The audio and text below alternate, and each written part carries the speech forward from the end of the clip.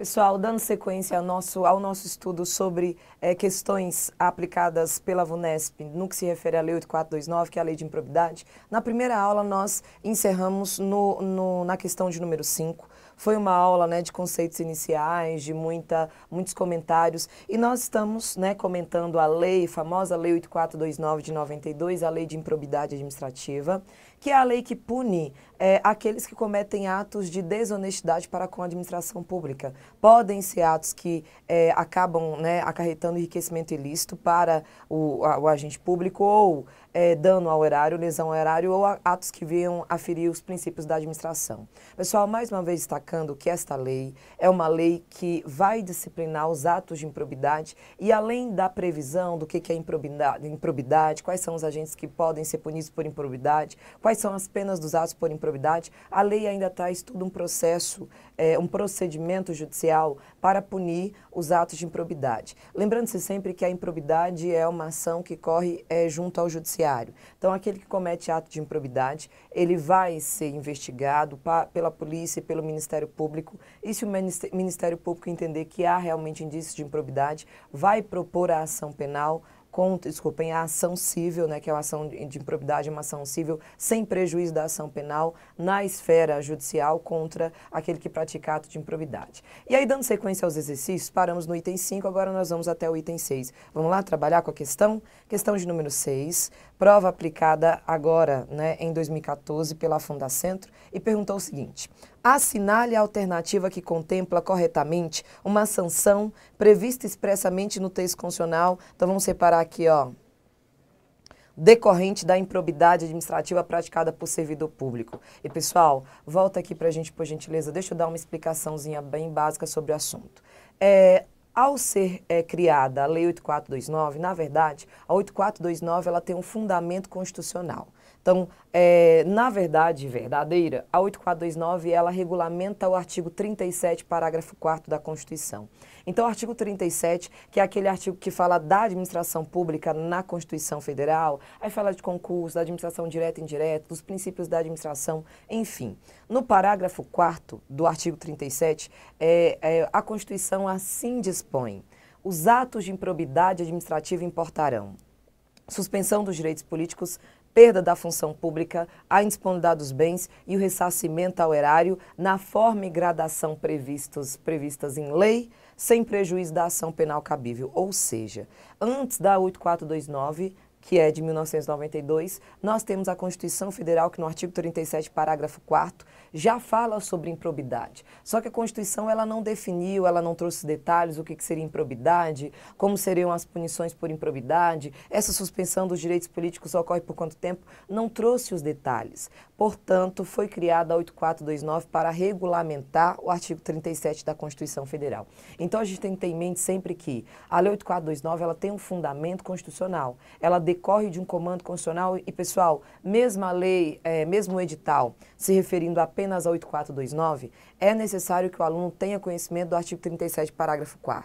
Aí, geralmente, você pergunta, professora, mas não está no edital, mas é em cima dele que a 8429 se baseia. Então, não tem como falar em improbidade, em lei de improbidade, sem ter a noção do artigo 37, parágrafo 4º da Constituição. Mais uma vez, eu repito que o artigo diz o seguinte: os atos de improbidade administrativa importarão, ou seja, eles irão gerar. Primeiro, a suspensão dos direitos políticos chama a atenção porque sempre aparece em prova que cassação de direitos políticos, perda dos direitos políticos, e nesse caso o item está errado. O correto é suspensão dos direitos políticos e, com base na lei propriamente falando, essa suspensão pode ser de até 10 anos, dependendo da gravidade do ato de improbidade. Suspensão dos direitos políticos, perda da função pública, e aí deixa de ser servidor, deixa de ser contratado, de ser deputado, enfim. Perde a função, os bens se tornam indisponíveis caso haja indícios de que esses bens tenham sido adquiridos em razão do ato de improbidade e, além disso, o ressarcimento ao erário, na forma e gradação previstas em lei.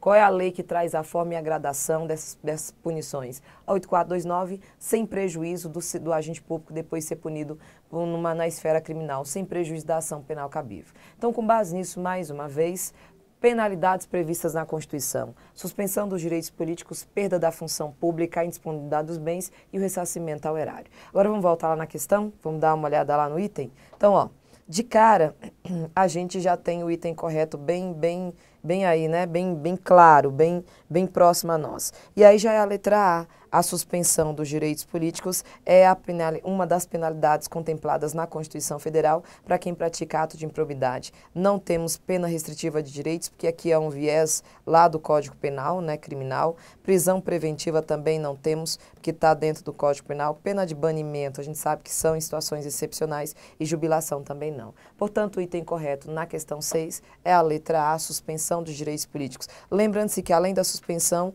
nós temos a perda da função, a indisponibilidade dos bens, então vamos colocar aqui, vou abreviar, dos bens, o ressarcimento ao erário,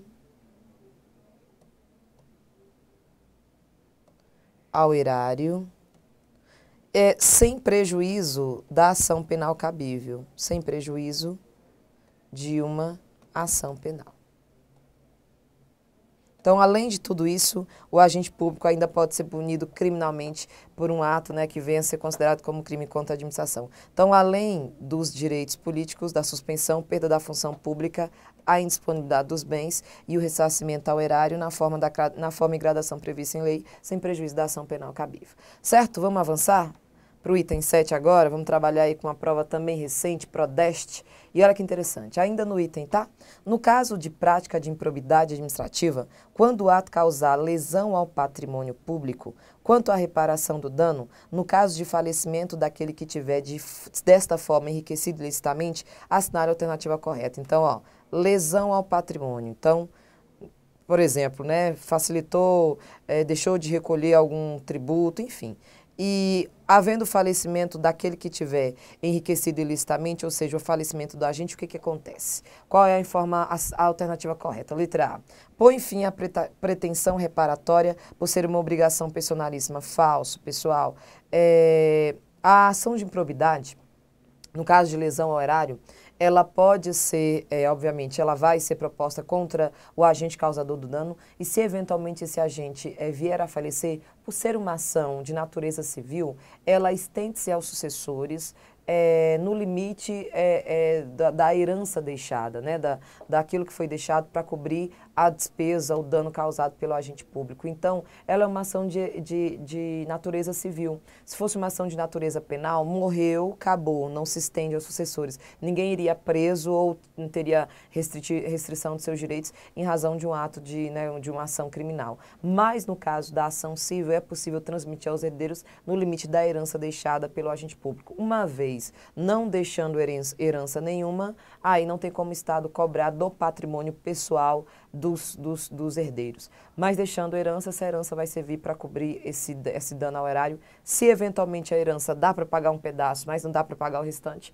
paga-se com esse pedaço em que é possível e o restante ele realmente vai ficar a ver navios, não vai ser cobrado do patrimônio pessoal dos sucessores do agente público. Então, voltando lá no item letra A, já está errada. O falecimento não põe fim à ação reparatória, à pretensão reparatória. Põe fim à pretensão reparatória, pois é uma forma de sanção disciplinar, também está errado. Letra C. Serão confiscados seus bens no limite necessário para ressarcir. Não são os bens dos sucessores e não há um confisco. Falso. Seu sucessor responderá por estar sujeito às combinações legais até o limite da herança. Certinho. E letra E, seu sucessor responderá na existência de ação de reparação de danos proposta antes do falecimento. Não, pessoal, pode ser antes ou depois, se deixou algum patrimônio, esse patrimônio ele vai servir para repor o Estado do dano causado pelo agente público. Então, é transmitido aos sucessores até o limite da herança deixada para justamente cobrir, sendo a ação proposta antes ou depois do falecimento, isso não tem problema. Portanto, o item correto da nossa questão é a letra D. Vamos para o próximo item, questão de número 8. Então, ó, 8 foi Polícia Civil de São Paulo, prova para delegado. De acordo com a Lei 8429 de 92, a ação de improbidade em caso de enriquecimento ilícito. Então, a ação de improbidade, vou destacar aqui no cantinho, ó, essa ação é uma ação judicial, então a gente está falando de justiça. Seguirá, letra A, seguirá o rito ordinário e será proposta pelo Ministério Público ou pela pessoa jurídica interessada. Certinho. Eu vou ler os demais itens, depois a gente faz um comentário geral, tá? Deve ser proposta no prazo de 45 dias. Falso. A ação principal deve ser proposta no prazo de 30 dias da efetivação da medida cautelar de sequestro. Vou explicar daqui a pouco. Deve ser proposta no prazo de 60 dias. Não, mais uma vez, o prazo não é de 60, é de 30 dias. Letra D, seguirá o rito sumário. Falso, segue o rito ordinário e será proposta exclusivamente pelo Ministério Público. Falsa também, porque a pessoa jurídica interessada tem legitimidade para propor. E letra E, seguirá o rito ordinário e será proposta exclusivamente. Falso. Agora vamos voltar? Vamos dar uma comentada boa nela? Vamos lá? Juntos. E pessoal, ó, primeiro ponto, nós já comentamos que a ação de improbidade é uma ação de natureza civil. Então é judiciário, é justiça, e olha que interessante, havendo fundados indícios de improbidade, aliás, havendo a representação, que é a denúncia de um ato de improbidade, cabe ao Ministério Público, ao receber a denúncia, né, do ato de improbidade, iniciar as ações para investigar aquele ato de improbidade, para confirmar se realmente existiu ou não.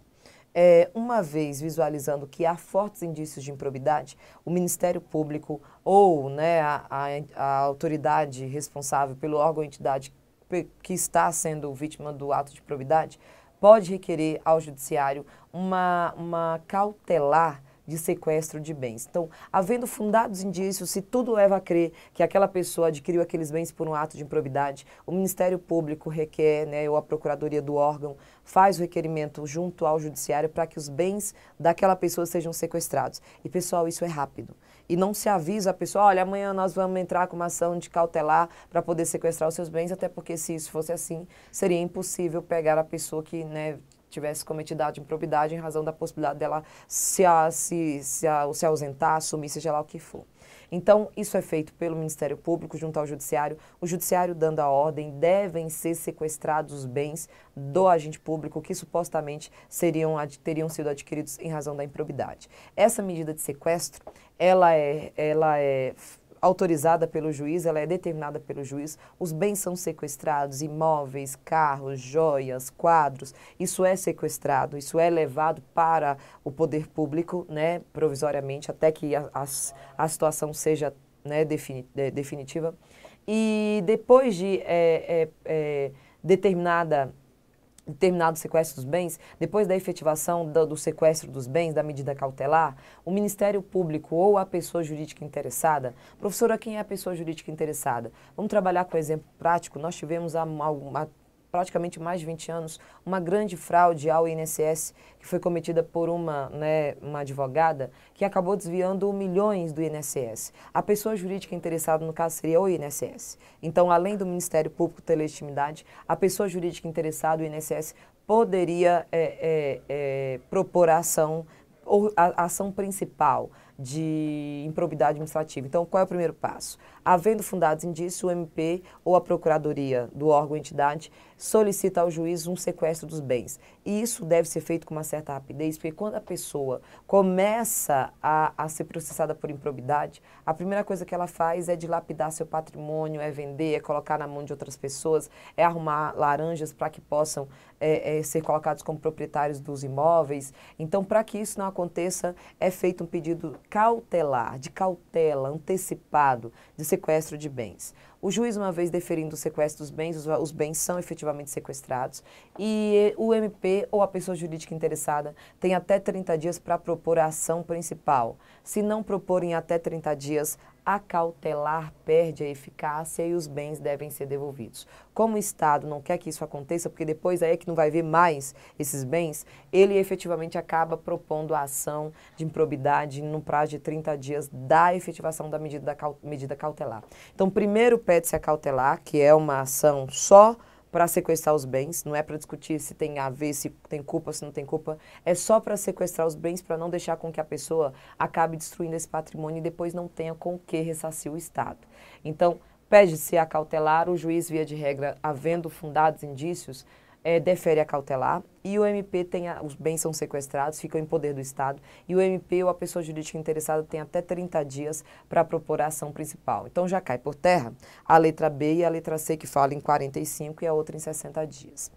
O rito. Rito é o caminho que o processo vai seguir. E a ação de probidade, ela corre pelo rito ordinário, e não o rito sumário e nem muito menos o sumaríssimo. Pessoal, o rito ordinário é aquele, vou falar um juridiquês pesado, mas eu sei que daí você vai entender.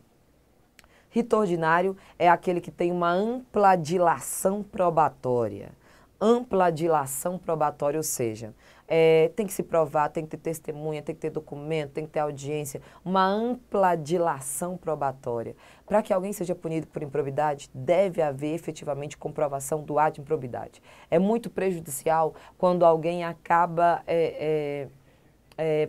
denunciando por improbidade alguém que sabia inocente, né, que não deveria responder por improbidade. Então, para evitar esse tipo de coisa, a ação de improbidade é uma ação que ela é proposta pelo rito ordinário, ou seja, vai demandar ampla dilação, demora, e vai testemunha, e vai prova, e vai ofício, e vai documento, e vai perícia. Então, esse é o rito em que corre a ação da ação de probidade, rito ordinário, pode ser proposta pelo Ministério Público ou pela pessoa jurídica interessada. Não é sumário, não é sumaríssimo. Sumário ou sumaríssimo são ritos, caminhos mais rápidos, né, para o juiz responder a situação. Mas também são situações que o direito está na cara, está aqui meu direito e eu quero isso, e aí entra com uma ação pelo rito sumário ou sumaríssimo, que significa bem mais ágil, bem mais célere. Geralmente não é o caso aqui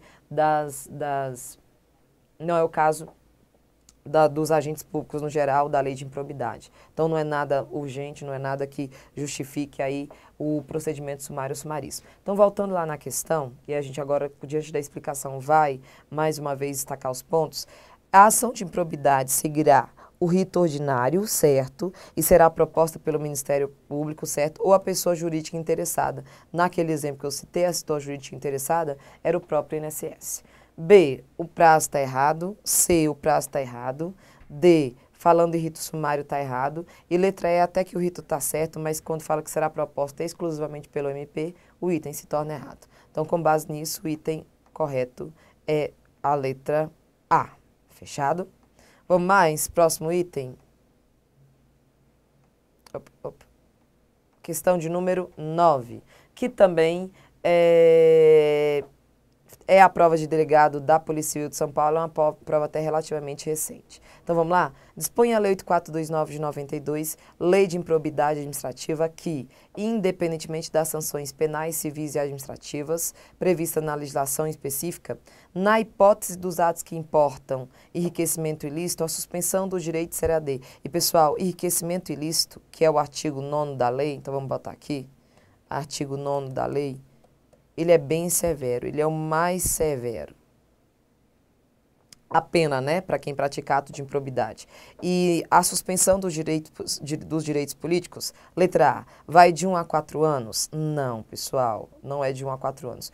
1 a 3 anos? Também não. 2 a 4 anos, que não tem nada de severo aí, também não. 2 anos também não. Aqui, ó. 8 a 10 anos. Se houve enriquecimento ilícito, a penalidade é bem severa, 8 a 10 anos de suspensão dos direitos políticos. E aí você tem prazos, se é lesão ao erário, um prazo é menor, se viola princípios, o prazo, né, lá também é menor, mas aqui nós temos a penalidade maior em razão do fato de que se trata de um ato de improbidade que causou enriquecimento ilícito. Então deve ser punido com mais rigorosidade e a penalidade efetivamente é maior. 8 a 10 anos, certinho. 10. Assinale a alternativa correta em relação à interpretação dada à Lei Federal número 8429 de 92. Letra A. Coautoria e participação são figuras que não são aplicáveis à matéria da improbidade, já que a teoria do concurso de pessoas não é pertinente ao direito administrativo sancionador, em especial na tutela da probidade. Pessoal, esse item ele está correto. Você não tem coautoria, você não tem participação. A teoria do concurso de pessoas não é pertinente ao direito administrativo. É o Instituto de Direito Penal, portanto, esse item já é o item correto. Letra B. Para que se configure a conduta de improbidade administrativa, não é necessária a perquirição do elemento volitivo do agente público e de terceiros. Não é necessário perquirir se houve dolo ou culpa, sendo suficiente, portanto, a irregularidade ou a ilegalidade do ato para que a improbidade esteja caracterizada. Pessoal, falso, hein? Alguns dos atos de improbidade, eles dependem da comprovação tanto do dolo como da culpa, do dolo da culpa, e outros atos de improbidade, eles apenas dependem da comprovação da culpa. Então, esse item tá falso. O elemento volitivo, ele é necessário, sim. Falso. Letra C. O Supremo Tribunal Federal já decidiu que a lei de improbidade foi absorvida pela lei dos crimes de responsabilidade em razão de entender que o presidente da República não pode perder o cargo por uma decisão de um juiz de primeiro grau. E olha que interessante, esse item, essa questão, ela até foi objeto de muito recurso, porque esse item, ele está correto de acordo com a teoria, com a jurisprudência do STF. Então, nós temos um item que foi dado como correto.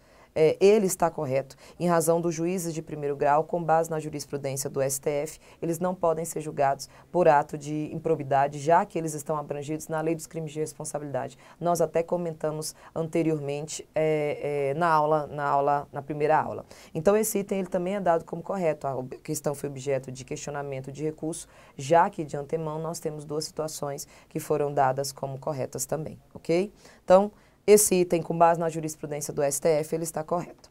Letra D. Não são admitidas as modalidades culposas de improbidade. Falso, pessoal. Tem sim a modalidade culposa, no que se refere ao artigo 9º, desculpem, ao artigo 11. O artigo 11, que são atos que violam os princípios da administração, admitem aí a forma culposa. Então, artigo 9º, que são os atos que causam enriquecimento ilícito, e artigo 10, que são aqueles que geram lesão ao erário, eles são atos que, para serem punidos, eles precisam da conduta dolosa, do dolo, da intenção. O artigo 11, que são os atos que ferem os princípios da administração, podem ser configurados mediante uma conduta dolosa e culposa também. Então, esse item está falso, falso mesmo. Então, não são admitidas modalidades culposas de improbidade, pois é reconhecido que os agentes públicos têm direito ao erro juridicamente tolerável, já que a gestão pública se dá pela assunção responsável de riscos diante da complexidade na tomada das decisões. Olha, isso aqui está correto, mas que admite, o finalzinho aqui, né, que o erro, muitas das vezes, ele é tolerável, mas quando se trata dos princípios que são violados, admite-se a conduta culposa, sim.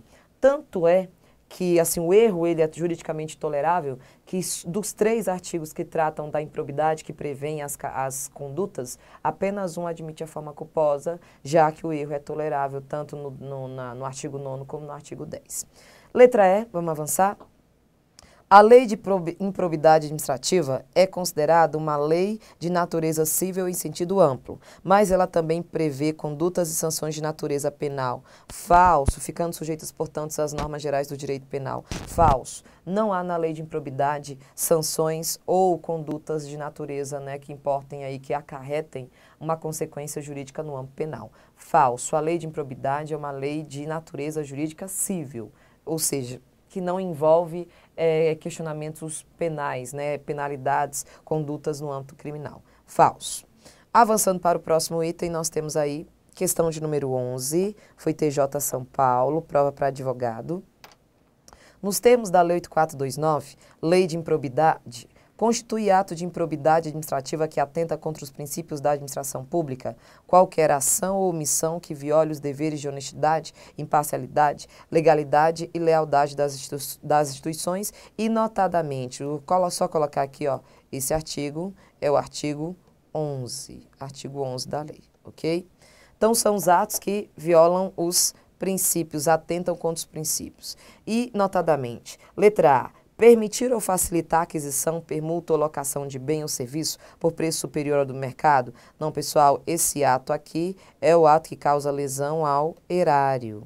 Ele está justamente no artigo 10. Não é ato que fere princípios, mas sim atos que causam prejuízos ao erário. Falso. Letra B. Revelar ou permitir que chegue ao conhecimento de terceiro, antes da respectiva divulgação oficial, teor de medida política ou econômica capaz de afetar o preço de mercadoria, bem ou serviço. Correto esse item. Esse ato aqui fere princípios. Mais precisamente, olha, o princípio da publicidade, que diz que os atos são públicos, mas alguns atos devem ser mantidos em sigilo. Portanto, atos que não foram divulgados e são e podem afetar o preço de mercadoria, bem ou serviço, eles acabam violando princípios da administração. C. Perceber vantagem econômica ou intermediar a liberação ou aplicação de verba pública de qualquer natureza. Esse aqui está dentro de ato que causa enriquecimento ilícito. Enriquecimento ilícito. Perceber, né? O agente, ele percebeu vantagem, ele está tendo uma vantagem, então é ato que causa enriquecimento ilícito. Letra D. Usar em proveito próprio bens, rendas, verbas ou valores integrantes do acervo patrimonial de órgãos da administração pública direta. Então esse aqui também é ato que causa enriquecimento ilícito. Olha lá, ó, ilícito. Olha aqui o que vai te ajudar, ó. Usar em proveito próprio, está tendo enriquecendo ilicitamente. Está no artigo 9º. E letra E, celebrar contrato de rateio de consórcio público sem suficiente prova de dotação orçamentária ou sem observar as formalidades previstas na lei. Isso aqui é ato que causa lesão ao erário e que está previsto no artigo 10. Portanto, o item correto mesmo é a letra B de bola. Da questão número 11. E ó, vamos dar uma comentada rapidinha aí na questão de número 11. Pessoal, nós temos 3 artigos da lei que definem quais são os atos de improbidade. Artigo 9º, que define os atos de improbidade que causam enriquecimento ilícito. Artigo 10, que define os atos de improbidade que causam lesão ao erário. E o artigo 11, que define os atos que ferem os princípios da administração. Então, olha que interessante. Numa questão, assim, a título de prova de esperteza, se você pega uma questão como essa, a questão de número 11 que nós fizemos, e se você visualiza na alternativa, é ato de improbidade o ato que, onde o agente usa em proveito próprio bens da administração, onde o agente percebe vantagens em nome da administração, toda vez que o ato de improbidade, que ao ler a alternativa da prova você visualizar que o agente público está tendo vantagem, que a vantagem é para o agente, que ele está tendo vantagem com aquele ato de improbidade, pode marcar sem dó que é ato de improbidade que causa enriquecimento ilícito. Então, quando visualizar que o agente público está percebendo alguma vantagem, um presente, usando alguma coisa, se visualizar que o agente está tendo algum tipo de benefício, é ato de improbidade que causa enriquecimento ilícito. Agora, se você visualizar que para o agente, para ele mesmo, não teve vantagem, mas ele acabou fazendo com que outra pessoa tivesse vantagem, e isso causou uma lesão ao erário. Então, toda vez que se trata de atos que causam lesão ao erário, o agente público ele não se beneficia diretamente, ele não está tendo vantagem diretamente, mas ele está permitindo que alguém tenha essa vantagem no lugar dele. E os atos que ferem os princípios contra a administração são os atos que ferem a legalidade, a impessoalidade, a moralidade, a publicidade, a eficiência e os outros princípios implícitos. Então, ó, voltando lá no item, vamos lá, voltar. Questão de número 11, ele pede, né, uma alternativa que se refira a atos de improbidade que atentem contra os princípios. Aí vem, ó. Primeiro, permitir ou facilitar a aquisição, permuta ou locação de bem ou serviço por preço superior ao mercado. Se o agente público permitiu ou facilitou a aquisição de um bem, ou a locação de um bem ou serviço por um preço superior ao mercado, ele causou prejuízo ao erário. Visualize que não se encontra escrito que ele teve vantagem, perceber vantagem, obter vantagem. Se ele não teve vantagem nenhuma e se não fere a legalidade, a impessoalidade, é ato que causa lesão ao erário. Então, letra A está falsa. Letra B, revelar ou permitir que chegue ao conhecimento de terceiro antes da respectiva divulgação oficial.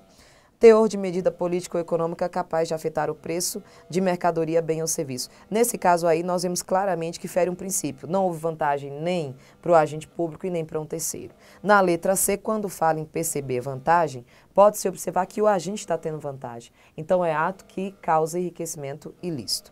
E na letra E, não precisa, né, voltar lá, que daqui mesmo eu comento. Letra D e letra E, na letra D fala expressamente em usar em proveito próprio. É ato que causa enriquecimento ilícito. E a letra E, celebrar um contrato de rateio sem orçamento suficiente, de rateio de divisão entre entes federativos, sem um rateio, sem um orçamento suficiente, causa dano ao erário. Portanto, não tem erro, as coisas são bem claras, né, nesse aspecto. A divisão é bem correta, bem clara.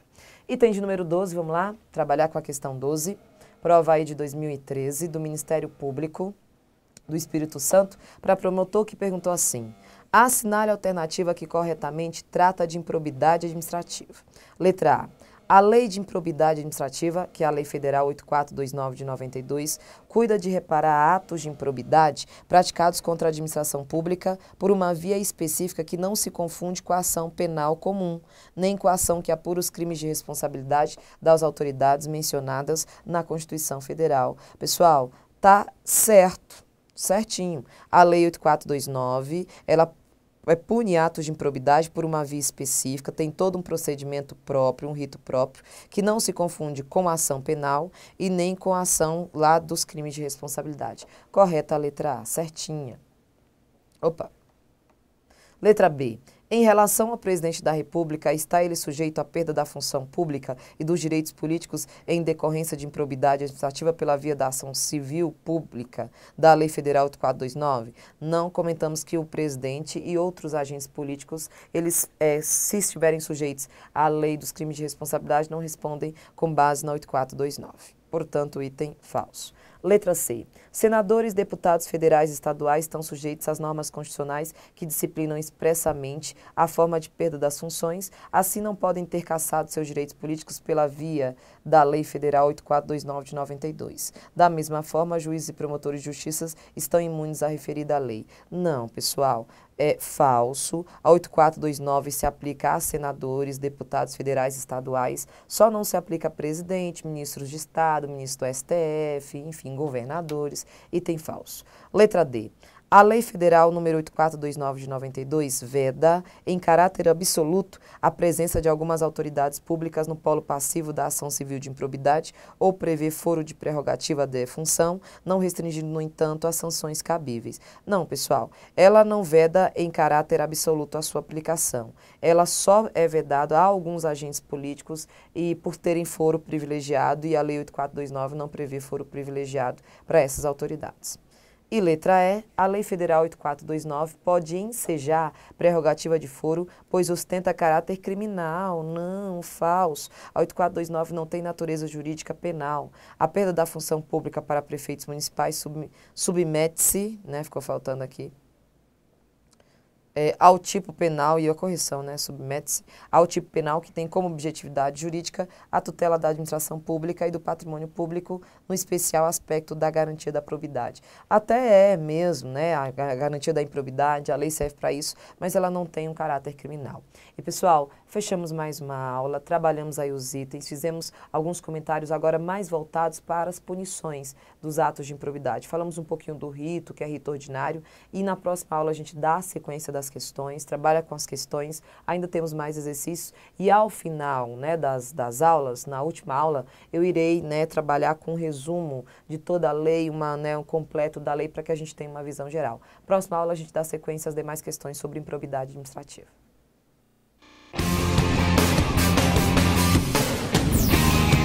Pronto,